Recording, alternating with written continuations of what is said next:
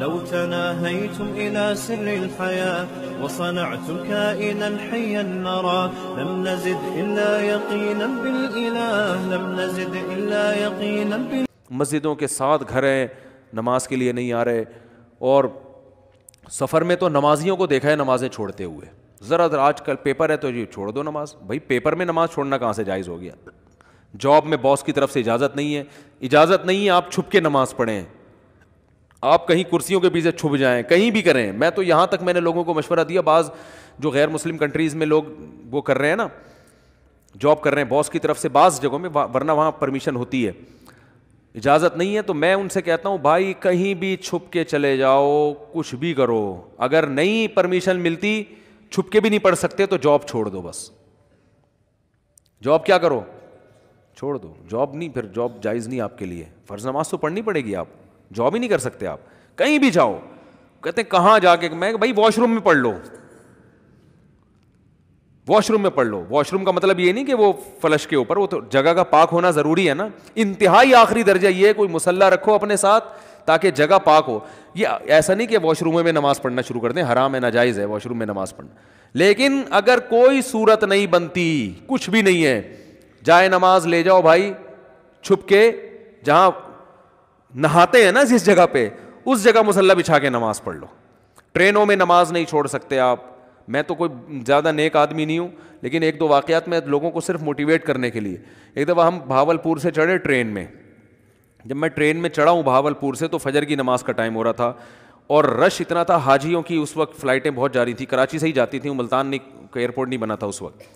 تو اتنا رش تھا کہ جیسے ہی ہم ٹرین میں چڑھے ہیں تو اب پتہ چل گیا کہ بس ایسے بالکل سیدھے, جگہ ہی نہیں, رش اتنا زیادہ.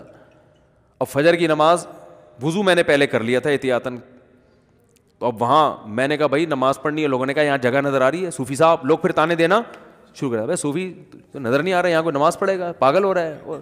اچھا سفر میں لوگوں نے کہا بھائی سفر میں معاف ہے, بعد میں توبہ کر لینا, قضا پڑھ لینا. یہ بڑے اچھے الفاظ ہوتے ہیں لوگوں کے نا, یعنی ان کی نظر میں کہ توبہ کر لینا. او بھائی توبہ تو کہاں سے, اگر ایسا ہی ہوتا تو اللہ کہتے نماز پڑھ لو, نہیں پڑھتے تو توبہ کر لینا.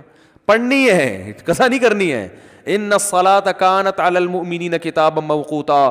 اگر نماز چھوڑنے کی میرے بھائی کہیں گنجائش ہوتی تو میدان جنگ میں لڑتے ہوئے جب گولوں کی گھن گرج اور تلواروں کی چمک ہو, اس میں اللہ اجازت دے دے گا قضا کر لو. وہاں اجازت نہیں دی ہے. اللہ نے فرمایا نہیں کوئی صورت بنتی, سواری پہ بیٹھو, گھوڑے کا جہاں رخ ہے اسی طرف رخ کر کے نماز پڑھو. وہاں اجازت نہیں دی. اور آگے اللہ نے اس کی وجہ بیان کی ہے کہ میں اس لیے کہہ رہا ہوں یہاں پڑھنی ہے کہ نماز صرف پڑھنے کا حکم نہیں ہے.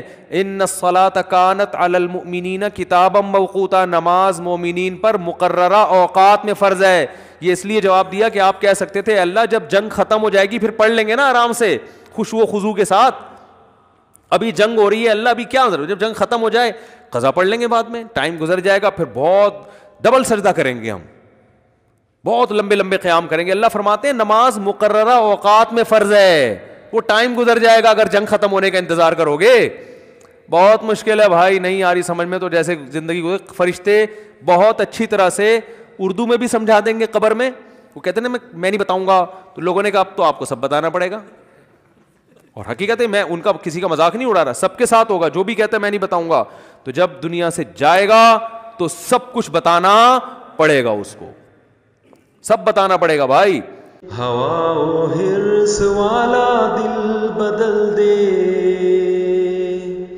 میرا غفلت میں ڈوبا دل بدل دے.